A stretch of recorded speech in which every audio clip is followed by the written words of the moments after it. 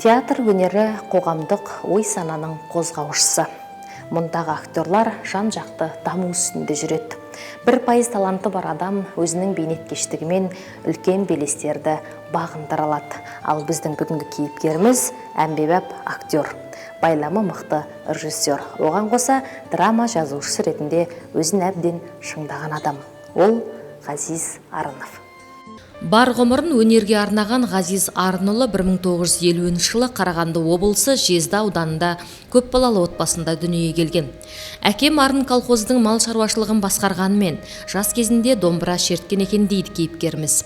1974 жылы театр студиясында актерлық өнер мамандығы бойынша білім алған ол, бойындағы өнерін әкенің қанымен келгендігін айтады. Еңбек жолын Торғай облыстық музыкалық драма театрынан бастаған. Кейіннен Қарағанды облыстық Сәкен Сейфуллин атындағы драма театрында қызмет етіп, 1986 жылы Шымкентке қоныс аударған. Жұматшанин театрына келгесін көрермен көңілінде қалатын керемет рөлдер сомдаған. Жүріс-тұрысы, сөйлеген сөзі,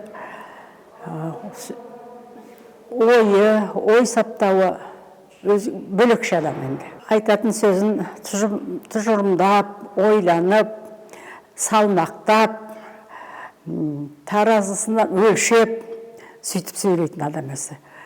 Ол актерге берген ең бір жақсы қасиеті. Арқалық батырды ойнады, Көкен биді ойнады, әдемі ойнады. Өзінің жазатыны да бар. Біраз ертегілер жазды. Өзі осы театрымызға біздің қойды. Әскер аға айтқан екен, аға мен актер жақсы болдым ғой, енді режиссердік болып көрейін деп. Сөйтіп Түркістаннан режиссерский бітіріп, режиссер болып қызмет істеді. Содан мынау Москваға бір ай оқуға бардық.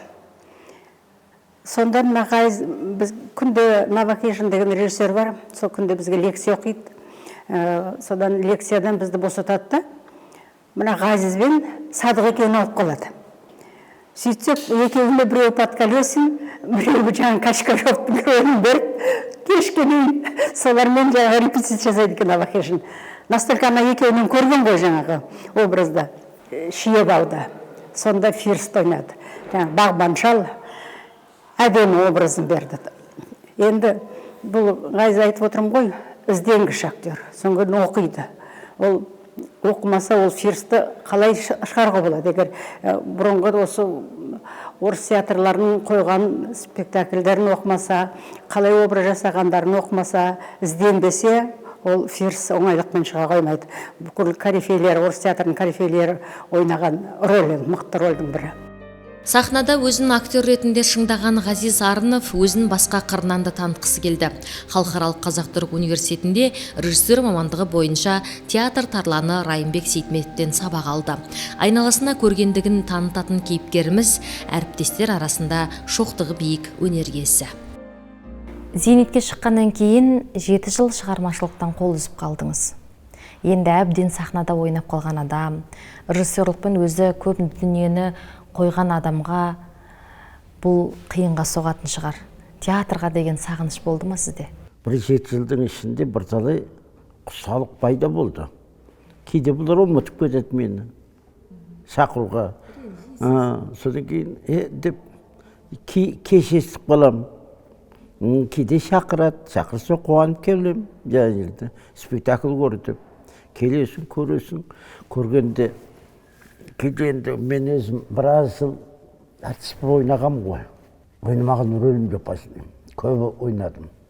Содан кейін үнемі салдып тұрып, жалқаулыққа берілмей, барымша ойнайтын тұғым. Менің бір жақсы отырып қалмадым. Мысалы, маған мынау Отырар ауданы Шәуілдірдің басында үлкен дворец бар. Кәдімгідей үлкен шанкетниктері бар, нелері бар. Содағы жігіттер мен қыздар анда-сында мені шақырып жүрді. Мен барып оларға енді тақауяқ таныптан ант деген спектаклін қойып бердім. Анау нелер қандар жылына арнап. Соның бәрі мен үшін үлкен бір не болды. Бұрынғы Торғай облысы орталығы Арқалық қаласы болған. Сода жасөспірімдер театрында мен бір 3 жылдай жұмыс істегем. Главный режиссері болып, сол жердің художественный руководителі болып, арқадан шақырады. кел деп. Бәбіше Тоқал деген бір Мұхтар Әуезовтің спектаклін қойып бердім оларға. Көштен қалған боп, жаңағы бәрі көңілді, бәрінің беттерінде қан бар. Мен дегеннің бетінде қан жоқ. Солай. Сізге көбіне драма қойған ұнай ма, әлде комедия қойған ұнай ма? Енді мен өзім негізінен комедийный актермын. Негізінен. Характерде көп ойнадым. Комедияға да көп бардым. Енді әрине, ол комедия қиын енді. Кейде комедияны қойғаннан көрі драма қойған жақсы сияқты. Өйткені как режиссер ретінде.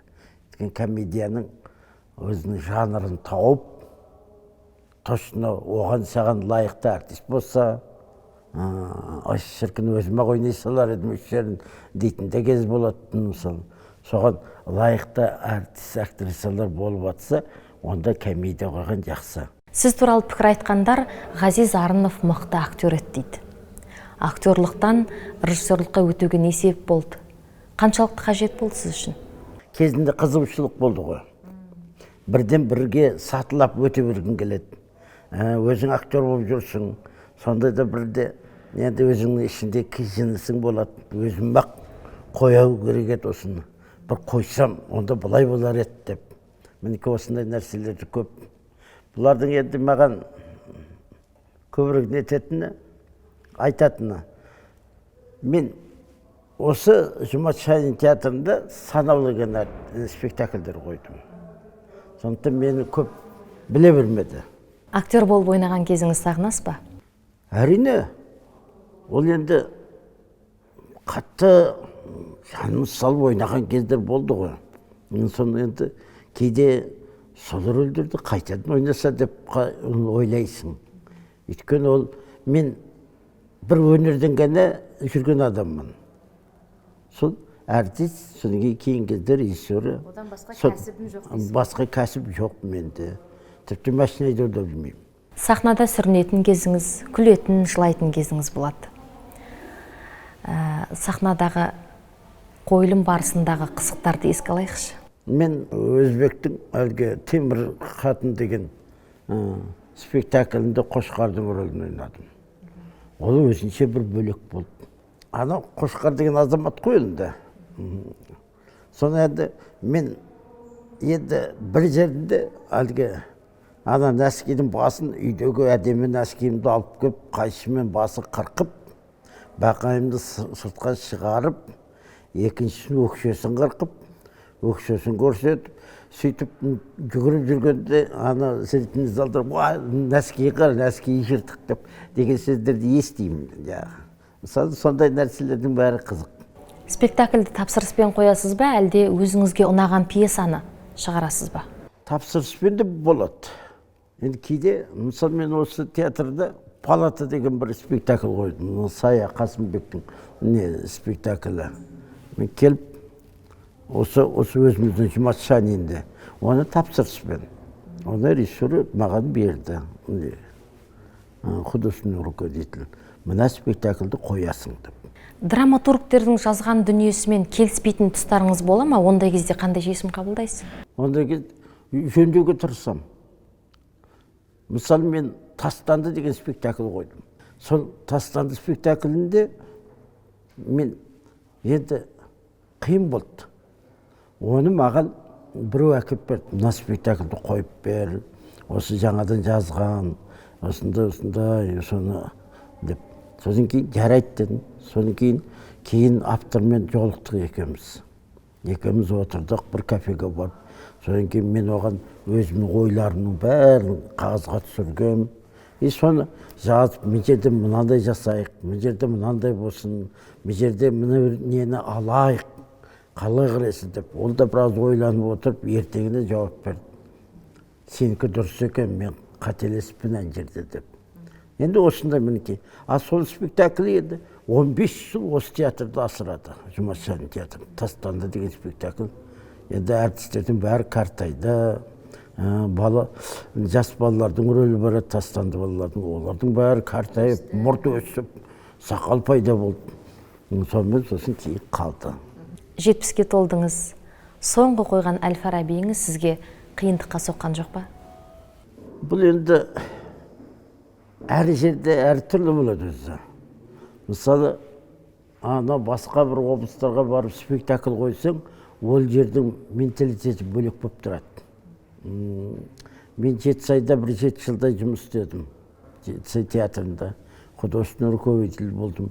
Ол жақтың менталитеті совсем бөлек. Менталитет бөлек облыстарға да қойылым қойдыңыз. Ондай кезде сіз көрерменнің қалауына жұмыс істейсіз ба? Соны көрерменге түсінікті болса екен деймін. Оның менталитетін түсініп кету қиын. Сол жердің өзінің лайықты өзі сезінесің.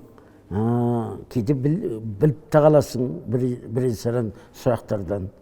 Сосын соған қарай ыңғайлап келтіресің. Ал енді жаңа сіз сұрадыңыз ғой, Әбу Насыр Әл-Фараби соңғы ең қиын болды ма деп. Мен ішінде де бұл қиын болды. Өйткені мен шығып қаппын көп нәрседен. Мен соңғы неткен Түркістан театры. Мен Түркістан театрының 2 жыл художественный руководитель болып жұмыс істедім, главный режиссер. Сонда онда бастап кету, ол жерге барып алып, мен спектакль бастап кету мен үшін қиын болды. Өйткені мен Жетісай театрынан барым.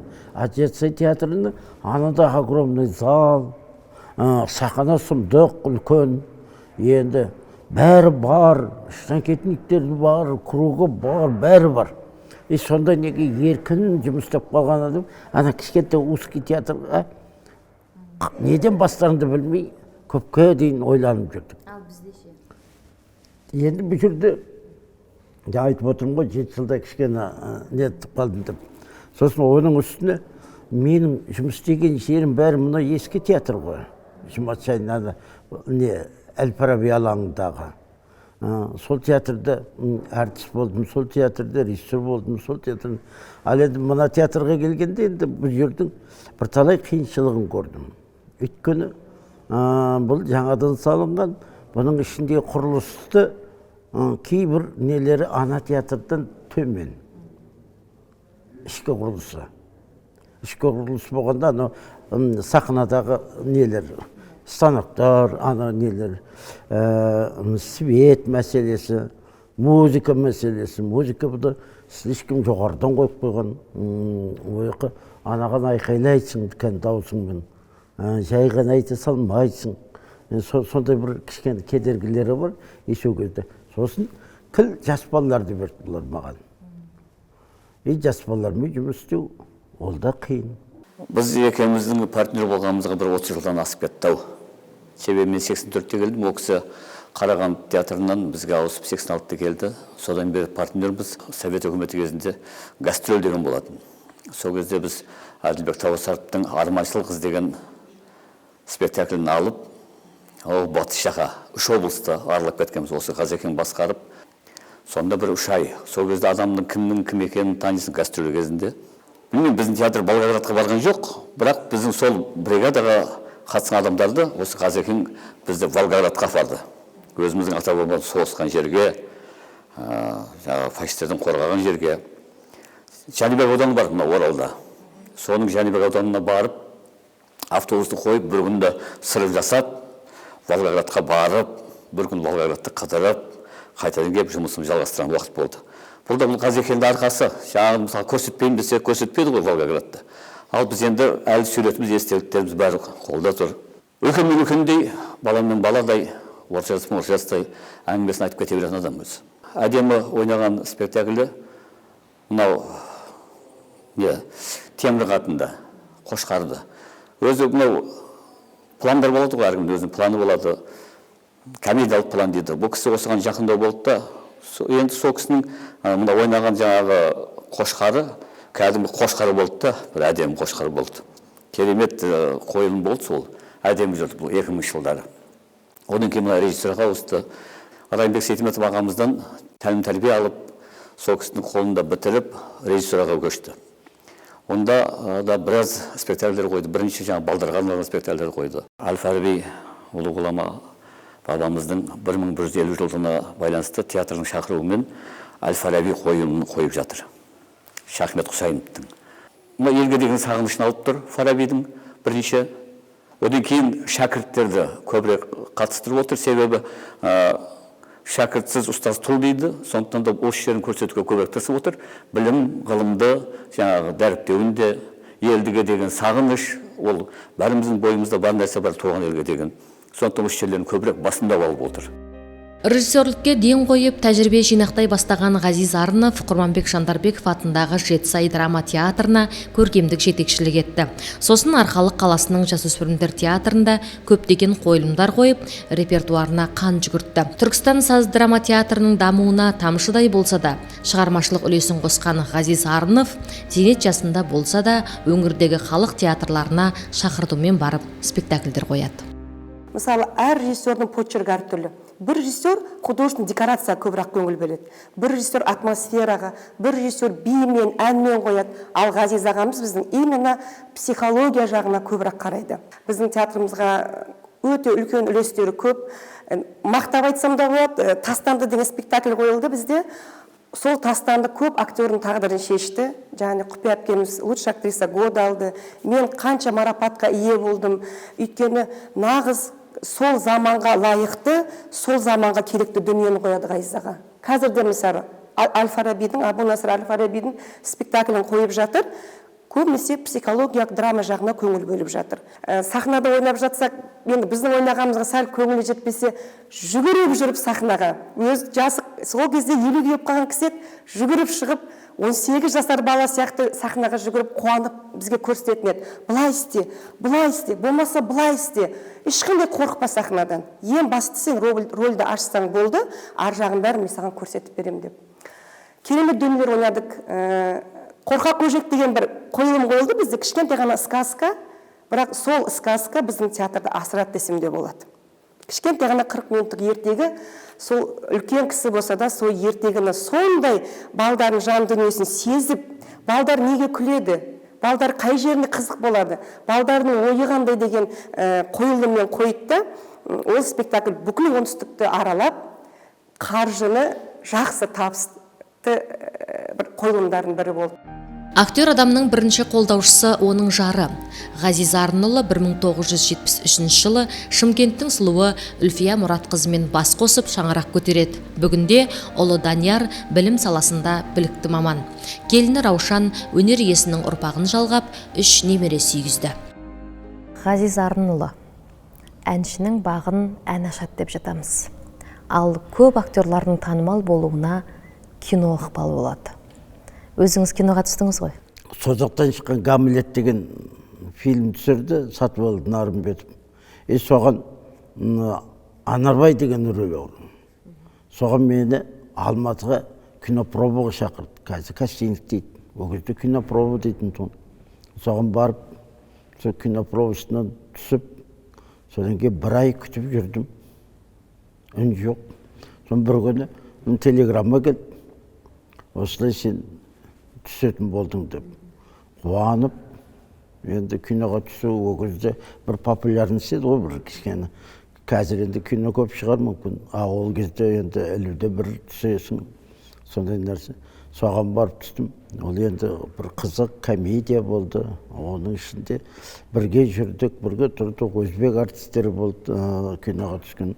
Қырғыздың артистері болды жағы. Сосын екінші жолында енді көзімді қарасы деген тағы Сатыбалды Нарымбет. Оған енді 5 проба шақырылдым. Өйткені ана мені білетін болдым, көзінде елестедім бәйтөрісі. Сірасы ешқандай несіз кел деп. Онда бір соқырдың рөлін ойнадым. Атпен шауып жүрмін. Атқа да өзі көп мен алмаймын мен, шындығына келгенде. Бір есте қалатындай бір кездер болды кинода. Сосын осы кейінгі кезде мынау, как раз мен әлгі айттым ғой, 1-7 жылдай үйде бос жаттым деп. Сосын бір күні звонок келді, сөйтсем, Аманат деген фильм түсірейін деп жатыр екен. Соған 5 проба сені тағайындап қойдым осындай деп. Жастар әдебиетінің журналисі деген бір рөл бар екен. Сонда соны түстім. Шығармашылық адамы кейде ойдың үстінде жүріп те шешім қабылдайтын кез болады. Кейіннен өкінген тұстарыңыз болды ма? Кейде ойың бөлек болып жүріп, басқа бір неге айналып кетесің, басқа бір шаруалармен. Сонда ренжітіп аласың кейде біреулерді, қап деп. Ондай нәрселер болады енді. Өйткені мынау ой деген өзі адамды былай созады. Өміріңді басқа бір жаққа қарай итермелей ма, осындай нәрселерді. Сол кезде кейде қате айтатын кездерің болады. Өкінесің, қап деп. Актерлықтан, режиссерлықтан өзіңіз жеке шәкірт тәрбиелеп, өзіңіздің құпия тәсілдеріңізді үйреттіңіз ба? Мен көбінесе спектакль қойғанда сол кезде ғана үйретіп жүрдім. Ол енді бір кім болса да, мейлі ол үлкен кісі болсын, мейлі ол жас болсын, бала болсын, енді әйтеуір өзім бір рөл спектакльді алғаннан кейін соның ішіндегі кейіпкерлерге байланысты соны үйретуге тырысамын. Нақты шәкірт тәрбиеледім деп айта алмаймын енді. Бірақ енді мен есімде қалатын бір не бар, мынау Жетісай драма театрында жұмыс істедім, художественный руководитель болып. Сонда енді әртіс жетіспейді қалады. Жетісайға үй бермейді. Содан кейін оқу бітірген азаматтар мен азаматшалар келе қоймайды. Сонда қиын. Сонда мен өзім бір 2 қыз баланы алдым. 10 класс бітірген. Соның екеуі де қазір осы күнге дейін жұмыс істеп жүр. Соны біреуін енді керемет дауысы бар екен, әнші екен. Құдай берген дауыс бар. Кішіректе өз денесі әдемі, қыз түрі де әдемі көрінді. Соны рөл бердім. Үлкен рөл бердім. Мына бір қолы жабысып, 2 қол бетіп жабысып қалатын тоным.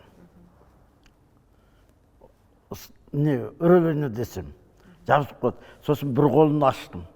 Бұлай аш, мына қолымен сөйле, неткен сілте деп. Сосын 2-ші қолы да ашылды. Сөйтіп, кейін қарасақ, үлкен, мықты актрисалардың бірі болып келе жатыр қазір. Анда-санда бір көрем, өзі де жүгіріп келеді. Аға, сіз мені тәрбиелегенсіз, сіз үйреткенсіз деп. Енді оны мен ойбай, мұны менің шәкіртім, мен өстім, мен бүйттім деп айта қоймаймын. Шетелдерде 3D форматта көптеген спектакльдер қойылады. Бізде заман талабына сай, көрерменді қызықтыру үшін, театрға тарту үшін, дәл сондай қойылымдар қою үшін режиссерға ниет керек пе, әлде қыруар қаржы мен басшының қолдауы қажет па? Заман талабына қарай қазір басшының бір кішкентай несі керек, көмегі керек. Әйтпесе ақша мәселесі бар. Неше түрлі декорация, киім, анау-мынау, олардың бәрі өз бетімен келмейді ғой. Ал енді бұлай кейде өзі жылдық жоспарға аяқ астынан кіріп кетеді. Үлкен бір спектакль. Сол кезде басшылардың да көп көмегі тиеді. Біздің постановкаларымыздың бәрі осы өз үйдің аумағында, осы қаланың төңірегіндегі постановка болып қала береді. Өйткені, мысалы, мен шетелге барып көріп атқан жоқпын. Еш нәрсе көріп жүрген жоқпын. Әртістер де сондай. Барып, көріп, анаяқтан неше түрлі бірдеңелерді көріп келу деген жоқ. Енді көбінесе мынандай не болып отыр кейін кездерде. Әлгі Москвада біреулер оқып жүреді, сосын келіп спектакль қойып беремін дейді. Енді ол Москвадағын көргенін ғана әкеледі. Онымен екеуміздің арамызда менталитеттің бөлек қой. Біздің өзіміздің менталитетіміз бар, өзіміздің жан жүрегіміз бар. Қазақтың болмысы керек бізге. Осы мәселеде біз әлі анаяқтың Европаны етпесе, Қытайдың етпесе, басқа бір жердің сол несіне кіріп кету қиын. Жалпы қазіргі таңда театрдың өсу деңгейі қандай? Театрға кімдер келу керек жалпы? Қазіргі қазақ театрының өсу дәрежесі шында да қиындау болып жатыр қазір. Өйткені бізде халық пен театрдың арасындағы алшақтық бар аздап. Бұрын мен өзім 68 жыл бірінші рет Алматыға барғанымда опера театрына бардым. 1968 жылы. сонда опера театрына бардым. Барғанда сол жерде мен Сәбит Мұқановты көрдім. Жаңа кемпірмен екеуі таяғын ұстап, қасында бір топ адамдар бар, бәрі. Ол кісі келіп, операға келіп көрді. Ойбай, мен оны кітаптарды оқығам ғой, Сәбит Мұқановтың. Мөлдір махаббатын, бәрін. Енді ана жерде ол кісіні көзімен көру мен үшін үлкен бір не болды. Арқалық театрында театр ашылды жаңадан. Сонда Өзбекәлі Жәнібеков 3-ші секретар болды. Ол кезде 1-ші секретар, 2-ші секретар, 3-ші секретар деп атайтын еді оған. Сол 3-ші секретар болды. Сонда Өзбекәлі Жәнібеков сол театрды өз қолымен ашты. Драма театрын, музыкальный драматический театр. Сонда біздің қоятын спектакльдерімізді ол кісі алдыртып өзінің кабинетіне. Оны оқып шығатын. Кішкентай кенде детский спектакль болса да ол кісі алдыртып бір оқып шығады. Оқып шығып, содан кейін келіп, Құтсебетте сон ойларын айтады. Мынандай деп. Енді сондай сол кезде бізде Арқалық қаласында театр дүрілдеп көтерілді. Өйткені ол кісі келген сайын, ол 1-ші секретар келеді. Басқалар түгел қаптап келеді. Районның бүкіл нелері келеді. Мінеки осындай интеллигенция қалмайды. Интеллигенцияның кейбір адамдары келіп ойларын айтпайды. Бізде Құтсебет деген болады. Соған келіп ойларын айтып, соны интересует ететін. Мысалы, кешегі Әл-Фарабиға, енді бұл Әл-Фараби неге бұны көрмеске деген ой болмаған сияқты меніңше. Ғазиз Арынов ғұлама Әбу Насыр Әл-Фарабидің 1150 жылдық мерейтойына режиссерлік қолтаңбасымен сый жасады. 2019 жылдың басында Отырар халық театрында Әл-Фараби спектаклін қойғанда жергілікті ақын Әселхан Қалбекова Әл-Фарабиді кітаптан оқысақ та түсіну қиынға соғатын, ал Ғазиз сахналаған қойылымнан Фарабиді тереңірек таныдық деген пікір айтқан екен. Ал күні кеше Жұматжан атындағы Шымкент қалалық академиялық қазақ драма театрында Әл-Фараби қойылымның премьерасы өтті.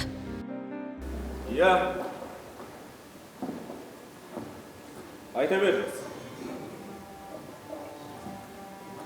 Гауһар ана сарайы бар. Онда баға жетпес Хорезм Қыпшақ мәдениетінің өзіне тән асыл мұралары бар. Дүниеге мәлім әлем қазынасы ғажап кітапхана бар. Араб, парсы, үнді ғалымдары сүйсінген.